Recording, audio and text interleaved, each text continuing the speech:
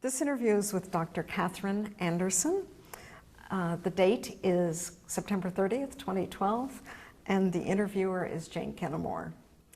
Dr. Anderson, where were you born and raised? I was born in Manchester, England, and I was raised partly there, and then when I was 11, we moved to Bristol, also in England. Huh, I see. I see from your vita that you're a contemporary of mine, and I know that at least in the United States it was very rare for a woman to go to medical school, much less become a surgeon. Was the atmosphere different in the UK, or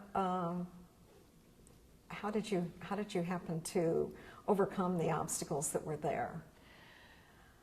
Well, there were obstacles in England, obviously, and one would have expected them to be greater than in the United States, although in my medical school class, I started off at the University of Cambridge in England, where I went straight out of high school. Mm-hmm. And there's a story connected to my going to Cambridge if you're interested in hearing it. Oh, yes. Yeah. But let me finish the thought. There were 8 women in a class of about 120 men. When I transferred to Harvard Medical School in the middle of medical school, there were only 6 in about the same number of men, which I thought was a little unusual. Yeah. But the reason I went to Cambridge, I was in a hurry. In England, one goes straight to high school, from high school to medical school, and there's no college per se in between. In order to get into university and also to get a scholarship, which I needed, since my family was not wealthy, I had to get the highest scholarship available. And that was based on a series of exams called advanced levels or A-levels. The night before A-levels were due to start, I came down with appendicitis. Oh, how awful. There were no substitute exams, and certainly no scholarships were awarded except based on those A-levels. And so I had to go for 1 more year in high school. So it was actually a fun year. I did a lot of extra things, a lot of extra physics, biology, mathematics, and I had to do Latin because my headmistress, who was a very progressive woman and one of my mentors, suggested that I try for Cambridge. Only one person from my high school had gotten into Cambridge. So I tried for Oxford and Cambridge and got into Cambridge. Met my husband. That's fantastic. And emigrated. So it was a little bit of an interesting story about how I came to move. So in the middle of medical school, I transferred from a 3rd year medical school, 3rd year of 6 in England, to 2nd year of 4 at Harvard. Was the education a lot different? Oh yes. It was different, yes. How did it differ?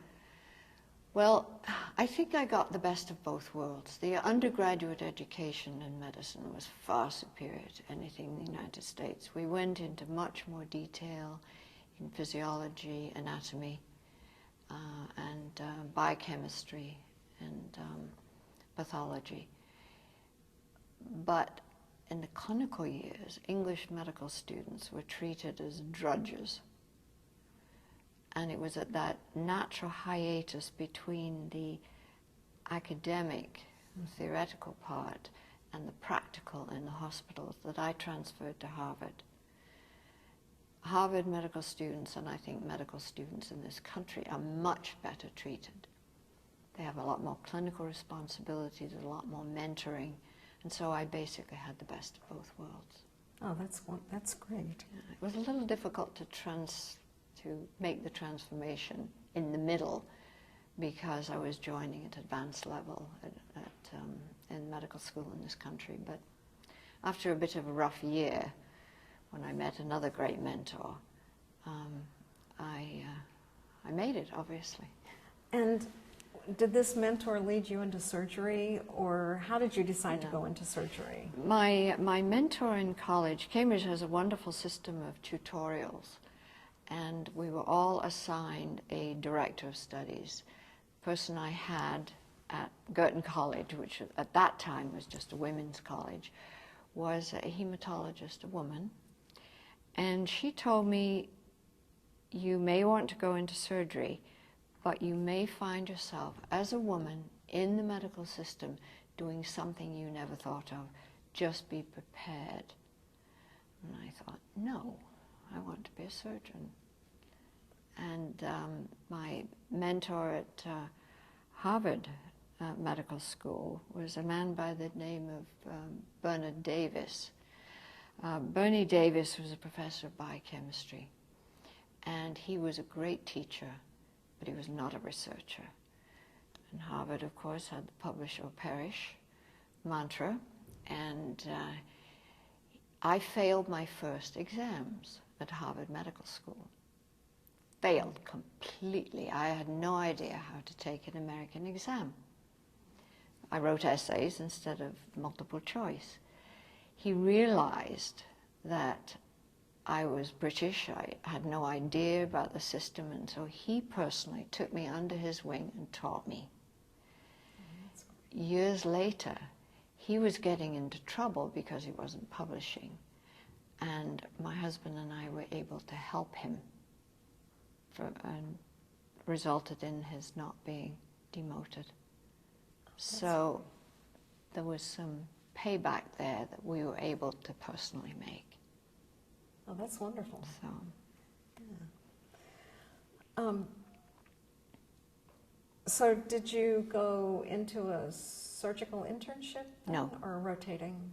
no, I went into pediatrics because the person who was in charge of the students at the medical school said I was too shy, which is so funny because I'm no longer shy.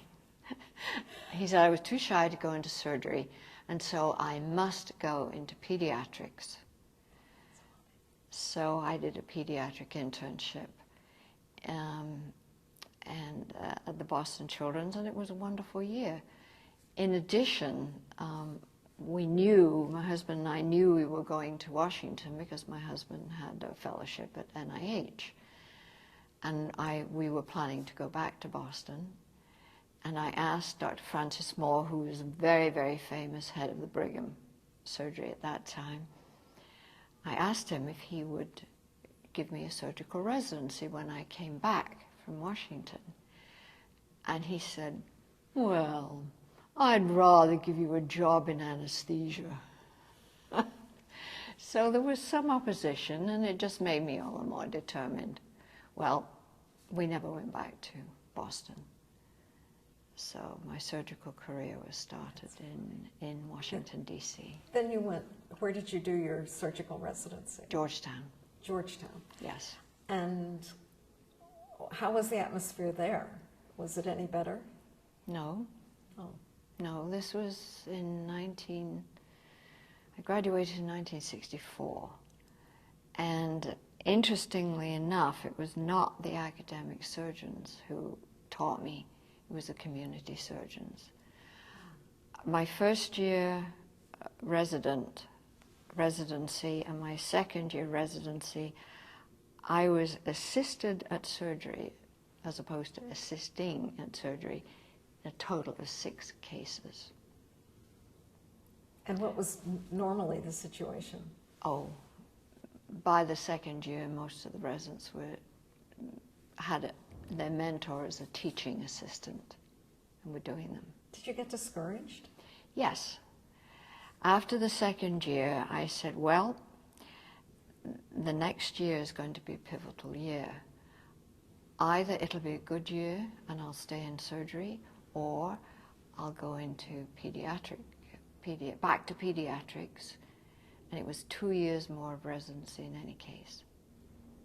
So I wouldn't have lost any time. I was farmed out to a hospital where people usually went just before they were fired. It was a community hospital. was kind of a disgrace, actually. They'd never met anybody any resident who took care of the patients, wrote the orders, was responsible for them. They would get secretaries to write orders, secretaries of the surgeons. It was amazing. Well, the surgeons treated me well. They told me they were not afraid of the chief of surgery at Georgetown and that I would do just fine there, and I did. That's fantastic. One of my mentors was a man by the name of, having a senior moment, Cornwell. Black surgeon, so he knew what prejudice was. He assisted me in a very major abdominal procedure, very, very major procedure, as a third-year resident. His son was the chair of the nominating committee when I became president, and he is now the chief of surgery at Howard. Oh, good heavens. Following in Dr. LaSalle Fall's footsteps. Oh, that's interesting. So, very, very good to me, and another of my great mentors at that hospital. So somehow, through all of this, you succeeded, and you really succeeded because of the community surgeons, not because of the In my general academic. surgery residency, yes. After I got into pediatric surgery, I've got to say that there really hasn't been much in the way of prejudice. But of course, the times changed also, and it became much easier for women. The glass ceiling is still there, but it's nowhere near what it was. I was curious, did you find it any more difficult than most other people to get in to become a fellow of the American College of Surgeons? No. Oh, okay. So No. that was... None whatsoever. Oh, that's interesting. No. No, I have never, ever encountered any difficulties. Clearly there was not an emphasis at the time, but I got in just because I was qualified, didn't have to go through any gender issues. Yeah. Did you feel greatly honored at becoming a fellow? It was the ambition of my life. I did not look any beyond fellowship in the college. As a member of a minority, during my residency, it was getting through 6 weeks, 3 months, whatever the rotation was, and then going on to the next step. It was one step at a time, and that's advice I've always given to young women surgeons.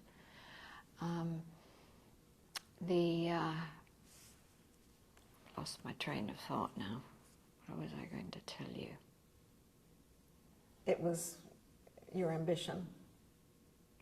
Oh yes. So I had basically the end of my ambition was to become a fellow, American College of Surgeons. What percentage of all generals or all surgeons are fellows of the American? Varies by specialty. Really? In pediatric surgery, it's almost 100%, which is the highest. Oh. Orthopedics is probably the lowest. Okay. And then there's sort of everything in between. It has rather depended on the strength of the specialty societies. Okay. And I couldn't tell you what percentage of surgeons over the country are fellows. But I said to myself, when I got my fellowship, if I die now, I'll have accomplished everything I ever wanted to in my life. Well, that says a lot. Dr. Anderson, I'd like to backtrack just a bit. How did you decide to go to medical school? It was an ambition that I really don't know the origin of it, but when I was a small child, right after World War II, so about 1945, 1946, my aunt, who was a wonderful lady, a teacher, took my sister and myself to the Manchester Art Gallery. And I will show you the picture that attracted me. Oh my goodness. The original is in green, and you can actually look this up on the internet and get a better. I think that's just a printout on ordinary. It's just simply called theatre. It's called what? Theatre, which is what the English call the operating rooms, and it's by a woman named Barbara Hepworth, who lived from 1903 to 1975. And the reason I brought these other illustrations is she was much better known as a sculptor. Very, very famous sculptor. But she did some paintings, and this painting, very, very simple. Pen and ink and a wash of green. Just, I said, this is where I wanted to be. But it was interesting because this wasn't where I wanted to be. That's where I wanted to be. And I don't know whether that started it or what, but it's just something that I always wanted to do. That's fascinating. What did your parents think? Did they encourage you on this? They must have. My father did.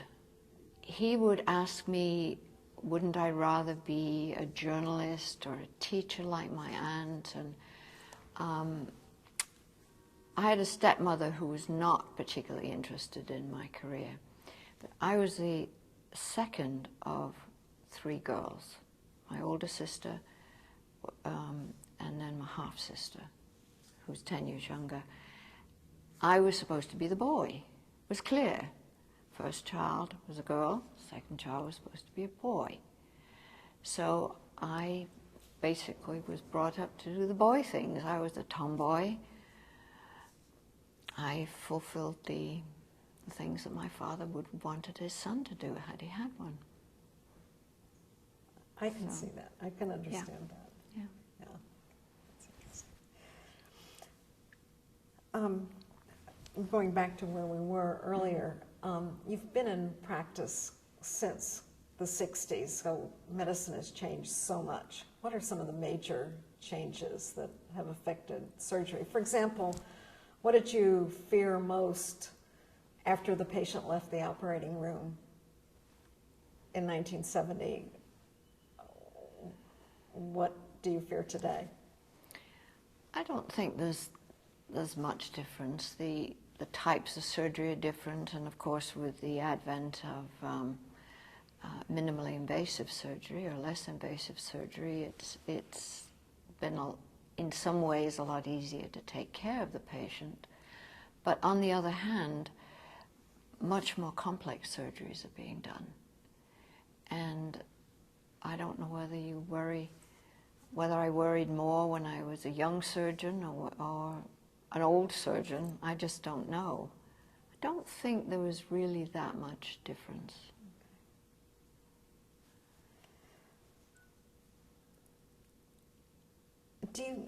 We're interviewing you today as the first woman president, and later we'll be interviewing Dr. LaFalle as the first African-American president of the ACS. Has diversity had any effect on the practice of surgery in general and on the college in particular? In general, I think that women will bring in a more humanity-oriented side to medicine in general. It's not just surgery, but it's perhaps particularly surgery. Surgery has always been a very macho specialty. And so I think there's been perhaps a leavening as more women have become surgeons. In terms of the college,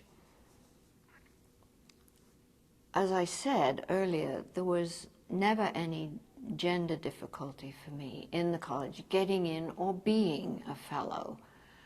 And I just felt like I was a surgeon. But the college made no particular efforts on women's behalf. And as I'm sure you know, Olga Jonsson was one real pioneer, to beat all pioneers in women's surgery. She was the first chair of a department. She was the first woman head of a department in the college. And so, unfortunately, she's no longer alive, but you may have obtained a little different aspect about the difficulties, perhaps in the college itself, from Olga than you would for me, because we all benefited from Olga's pioneering spirit. And she was no shrinking violet. She called it like it was. And that didn't sit too well with some people. But in the late 90s, probably while I was still secretary, the college made a very conscious effort to become gender neutral. And in the new book, The History of the College, which has just now come out, David Narwhal's book, it outlines how all these changes took place. But it affected me very directly because the college began to have a little different attitude towards women officers. I think I was the first woman officer as secretary. At the same time as I became secretary, Margaret Longo became the first woman regent, although the first woman governor was back in 1920 or something like that, much, much earlier. But there was no conscious effort to promote women in the college community, and Olga spearheaded that. We formed a little informal club, which we call the Hen Club, Have Equality Now. And it started, it was not just directed towards the college, it was directed towards the American Surgical Association and other rather masculine-dominated surgical societies. Is that still in existence? No. No, it morphed into the Committee on Women. And David Narwhal explained last night how it was originally an ad hoc committee, and then very quietly Olga erased the ad hoc from the description of the committee, and so it became a standing committee. And now, of course, it's burgeoned, and we have our second woman president. What is the committee? What have been the major accomplishments of that committee and the organization prior to Just to make sure that women were fairly represented in all aspects, among the young surgeons, among the officers, among the regents and the governors. Interesting. It's been an evolution rather than a revolution, I think. That's the way I would put it. You chose humanity as the theme for your presidency. Right. How do current healthcare practices affect the doctor-patient relationship, if they do? Well, yes, they do, and I'm almost more finding that out as a patient than as a practicing physician. As I said, I think women have had a leavening effect, and it's softened the surgical attitude, both from patient to physician and also physician to patient. Again, an evolution rather than a revolution. The reason I chose humanity was because I was, and I still am, a little bit concerned about all of this political discussion about healthcare, whether it's right, and you know the present discussion among the presidential candidates, and it's almost divided the country. I became somewhat concerned about this and felt that surgeons may be getting away a little bit from the real purpose, the calling that most of us had had. We didn't go into surgery to make money. We went into surgery to help people and to be able to help them in a definitive way.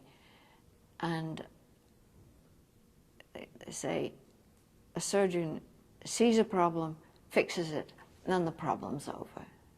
That's obviously an oversimplification, but I just felt like we were getting away from that healing. And so that's why I chose humanity as my theme.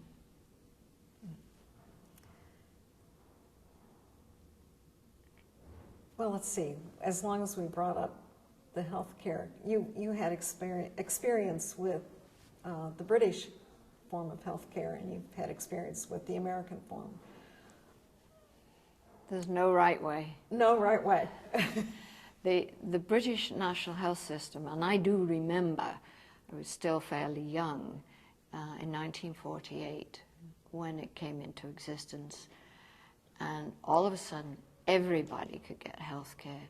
And I remember, again, with my favorite aunt, going to the GP, and he just felt like it was becoming a rat race. Patients were getting everything they could lay their hands on for free that they'd previously had to pay for. And the National Health Service, and many National Health Services where they exist throughout the world, are running out of money. And so everybody's looking to find an economical way to continue to have a person's right to health care. The American system is very much against socialized medicine.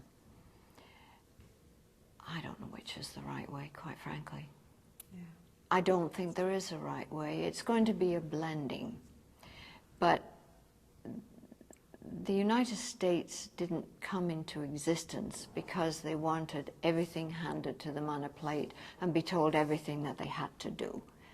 That American spirit is alive and well. And that is contributing towards this debate in healthcare. Yeah. But I wish I had a crystal ball. Yeah, I well, don't. that's an interesting perspective, actually. I read that you regularly mentored people, just as you were mentored earlier. Yes. Well, why is this important to you? It's the most important thing in my whole career, I think, was mentoring young people. It was always very good for me to see people that I had taught do well. And I told you the little vignette about Bernie Davis years ago. I was able to pay him back for his kindness and his care towards me when I was a lowly medical student. Most of your mentors you can't pay back. Yeah. The only way you can do that is to mentor other people. And so it becomes like dropping a stone in a pond. You never know where the ripples end up. And it's been a great joy. The other great joy in my life is having my patients continue to communicate with me when they're grown up and have their own children. I've even taken care of several families where I've operated on 2 generations. I mean, it's just so rewarding. That's good. The college is beginning the celebration of its centennial with this meeting, which is a major milestone. As someone who's been in the leadership and recently served as president, you must appreciate the accomplishments of the organization over the years. What has the college contributed to the practice of surgery? Oh, it's organized it, basically. The Joint Commission started within the college. And the Joint Commission is? The Joint Commission of Accreditation of Hospitals, which is a huge, now independent organization, which goes out and assesses hospitals, their competence, their outcomes, and to get the seal of approval from a Joint Commission is the goal of any self-respecting hospital. And it's a huge organization. It started off in the college and was run by college fellows until it became large enough that it had to be an independent body. And most people in the Joint Commission probably don't know that it started in the college. So that's been a major effort of the college. What do you see as future projects that the college is going to undertake, or future issues, present issues that the college is? Well, a lot of the present issues, of course, are to do with whether healthcare in this country is a privilege or a right. And the college is taking a leadership role in that. The college has not had enough of a voice in the past in Congress, and that is gradually, again, the college is evolving, which is right. We don't want a revolution. The evolution of the growing influence of the college, people on the Hill now listen to the college. And they don't lump all physicians together. They have several voices that they listen to, and the college is, as a rule, a very, very reasoned voice. And the major goal is the care of the patient. I think it was William Osler who said, the secret of caring for the patient is to care for the patient. And I think that's what the college does and needs to continue to do. Thank you. Do you have anything that you would like to add? No, I don't think so. I think I've Okay. Well, thank you so much. I enjoyed that. Thank you. Good.